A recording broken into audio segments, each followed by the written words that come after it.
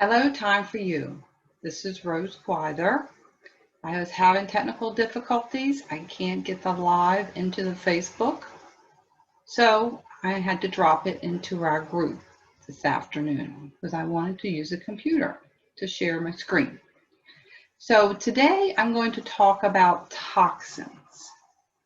Now, on Monday night, if you joined us for our webinar with Angelique Lucas, she gave us some information on the beauty school and how to take care of your skin, which was a great summary of what we've been talking about on the Thirsty Thursdays for the last 6 or 8 months. And she also talked about toxins.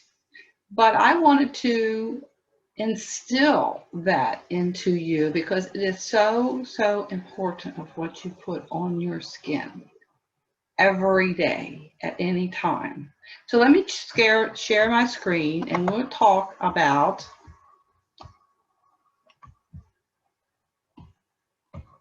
here we go. Toxins. And the reason why I wanted to do this via screen is because I want you to see some of these ingredients because there's so many bad ingredients, and these here are some of the examples of what you can see. But anyway, there's so many toxins, and these just scratch the surface, but these are some of the most important ones that you need to stay away from. So let's talk about phthalates. They are toxic to our reproductive glands, and over time, you may not notice anything, and that has to do with all of the toxins. They accumulate in your body over time. Your body doesn't always expel the toxins. They stay in there, stay in your cells, and cause disruption to different body systems. And phthalates affect your endocrine system. That's your hormones. Very important. And here's just a few of the ingredients. Yes, they usually end with the word phthalate, but there's things that you can see here, DP. They also have these acronyms. So a lot of times you don't know what they are because they're in acronyms and you don't take the time to look them up. There's parabens. Parabens are necessary because they're not necessary, but they put them in because they're for preservatives. They help the product to last a long time, to sit on the shelf for a long time. But there are natural preservatives that can be used too. And these parabens cause hormone disruption. And it's also linked to breast cancer, especially if applied up in the upper parts of your body. And these usually also end with the word of that particular toxin, this being paraben. And here's some examples. Then we have sulfates. Now, there's no scientific evidence that this causes cancer, but these can penetrate into the skin and they irritate your skin. And for people that have sensitive skin, this can exaggerate what you already have, skin problems. One of the biggest ones here in the sulfates is the sodium lauryl or lauryl sulfate, LSLS. That is in so many products. These sulfates cause foam. And you make it look like I'm really getting clean with this because look at all this foam, look at all these bubbles. Not necessarily. It might be just irritation that you're rubbing on your skin. Might be things that are going into your bloodstream. You just don't know.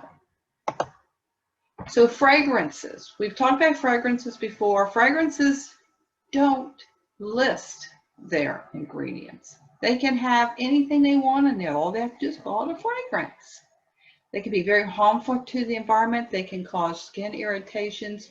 You can have a lot of allergies or organ toxicities with these.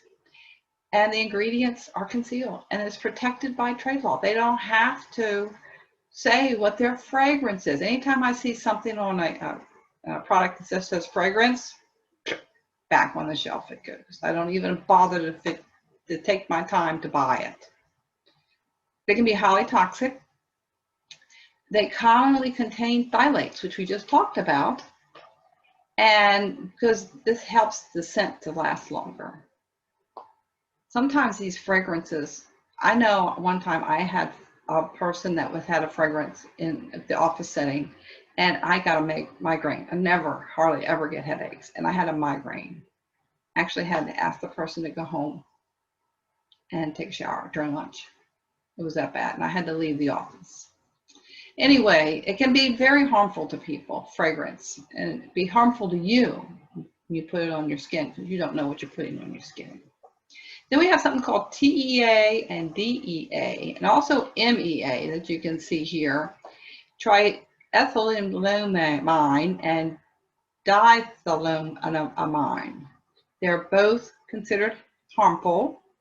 They are all considered carcinogens. Carcinogens means they can possibly cause cancer. They're used in a lot of cosmetics. They provide that sudsy, that creamy or that sudsy feeling for you. They're mainly found in moisturizers and sunscreens, soaps, cleansers, and shampoos. And here's a list of a couple of the most common ones that you'll see. Triclosans.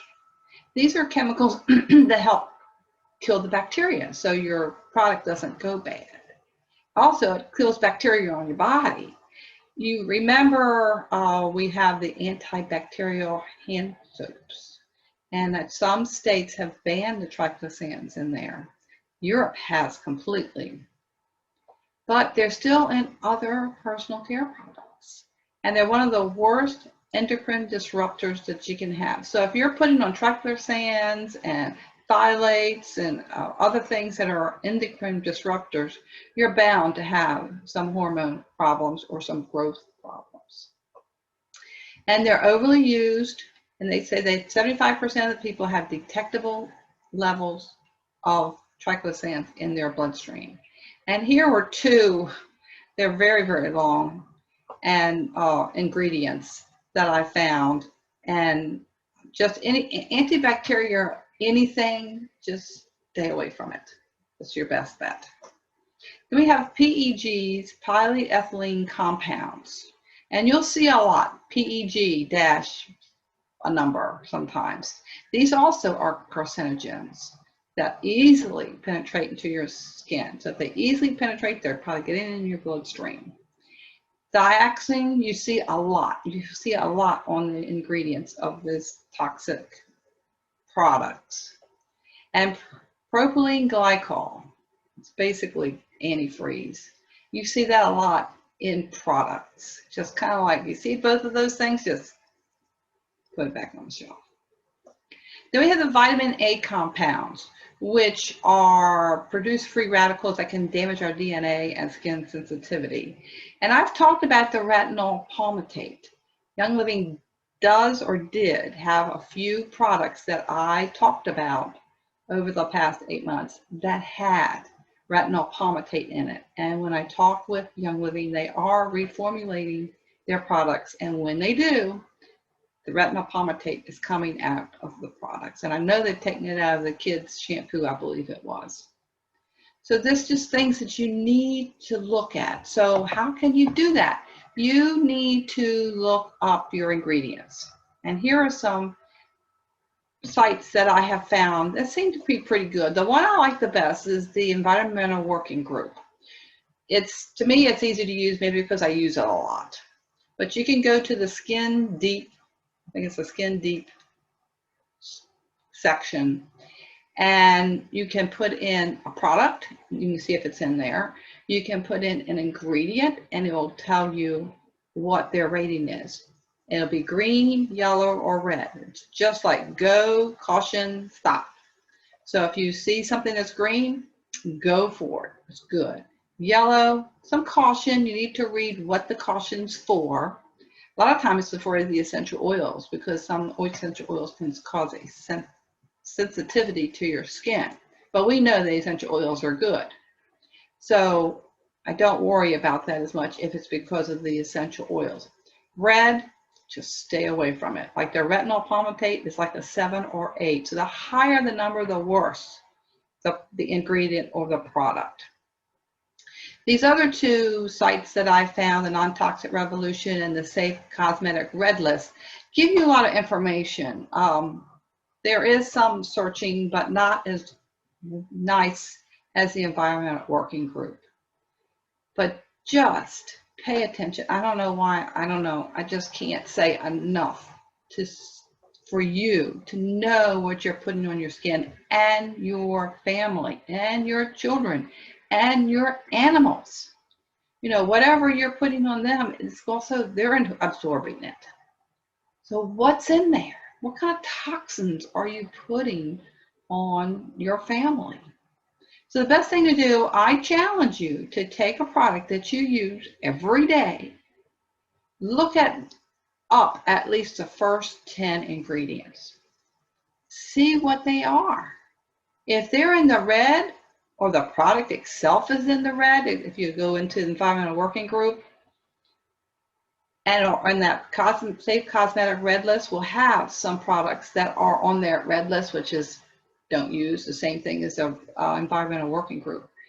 So if you see that, you know, you should really think really hard to get rid of that particular product and find something better. And I've been telling you a lot about the Young Living products. They're great products. Some do have some issues. They're working on them. If you can look up the ingredients, they will tell you every ingredient on the website, every ingredient, and you won't see fragrance.